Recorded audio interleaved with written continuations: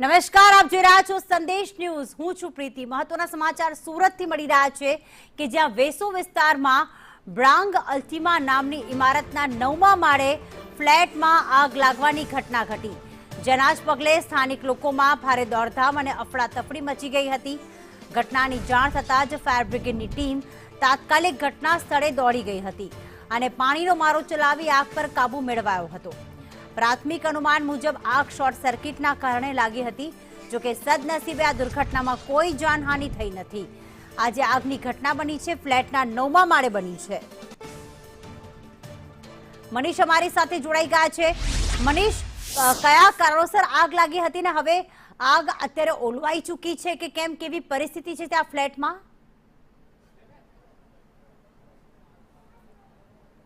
जी बिल्कुल बात करिए तो सूरत शहर में आग लगवाना सिलसिला है यथावत है। सूरतना वेसु विस्तार में आवेला जैनम द ग्रांड अल्टिमेट है तेना 9મા માળે आग लगी थी। જોઈ શકાય છે કે અત્યારે આ 9મા માળ અને 10મા માળ છે। 9મા માળે આગ લાગી હતી, 10મા માળને પણ ચપેટમાં લઈ લીધો હતો।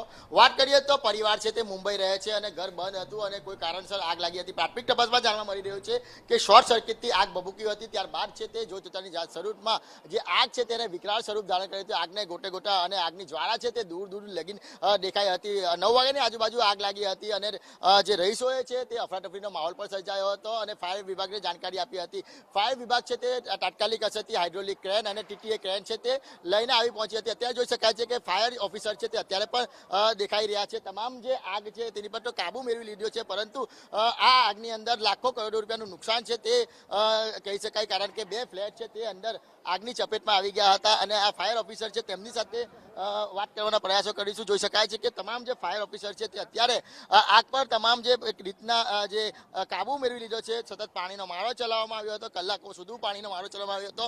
એટલું જ નહીં, પરંતુ જે એલિવેશન ભાગ છે તે પણ તોડી નાખવામાં આવ્યો હતો। ત્યારબાદ છે તે આગ પર કાબુ મેળવીને આવ્યો હતો। ફાયર ઓફિસર છે આપણી સાથે, તેમની સાથે વાત કરીશું। સાહેબ, કઈ રીતના આગ લાગી હતી, અત્યારે કઈ રીતની પરિસ્થિતિ છે?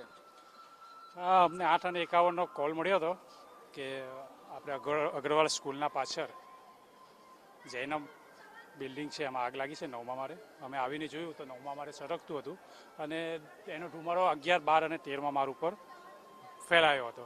એટલે અમે પહેલાં તો 11, 12 અને 13મા માળ ઉપર જે માણસો રહેતા હતા એમને સેફલી ઉપર લઈ જવાની કોશિશ કરી અને ત્યારબાદ એમને ઉપર બધાને સેફલી પહોંચાડ્યા અને આગ ઉપર ટૂંક સમયમાં કાબુ મેળવી લીધો, જેથી કરીને આગ 9મા માળથી 10મા માળ ઉપર ફેલાતી અટકી ગઈ છે। સાહેબ, શું લાગે પ્રાથમિક કારણ, શું લાગે પરિવાર ક્યાં ગયો હતો, બંધ મકાન હતું, શું હતું? હા, મકાન બંધ હતું, એટલે કારણ તો જાણવા મળ્યું નથી। કેટલા લોકોને રેસ્ક્યુ કરવામાં આવ્યા છે? લગભગ અમે 10 થી 11 માણસો જેવા બહાર કાઢ્યા હતા એમને। આપ જ્યારે આવ્યા ત્યારે એલિવેશનની પોઝિશન શું હતી, કયા પ્રકારની પરિસ્થિતિ હતી, કેટલી મુશ્કેલીનો સામનો કરવો પડ્યો, ટીટી કેનનો ઉપયોગ પણ કરવા પડ્યો છે? જી, ટીટીએલનો ઉપયોગ એના માટે કરવો પડ્યો કે ઉપર સુધી ફાયર ફાઇટિંગ અમે પહોંચતા થોડો સમય લાગે। ટીટીએલ જલ્દીમાં પહોંચી જાય છે, અમારે ઉપર દાદર ચડીને જવું પડે છે। ટીટીએલનું કામ ખૂબ જ ઝડપથી થયું છે।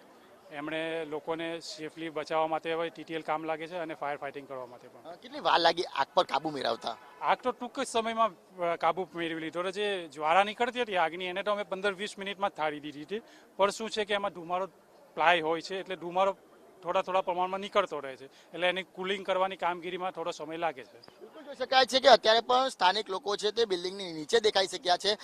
પ્રાથમિક તપાસમાં જાણવા મળ્યું છે કે શોર્ટ સર્કિટના કારણે આ આગ ભભૂકી હતી। 9મા માળે પહેલા આગ લાગી હતી, પરંતુ 10મા અને 11મા માળે છે તે આગ શું કહેશો, કયા પ્રકારનો માહોલ હતો જ્યારે આગ લાગી હતી ત્યારે? આગ લાગી ત્યારે તો માહોલ બધા ડરના માહોલમાં લોકો ઉતરી તો ગયા બધા, પણ 9 ને 10 ને 11 માળવાળા થોડાક ડરી ગયેલા હતા। પછી એ લોકોને બાજુની બિલ્ડિંગમાંથી ઉતાર્યા અને બધા સેફલી બધા નીચે ઉતરી ગયા।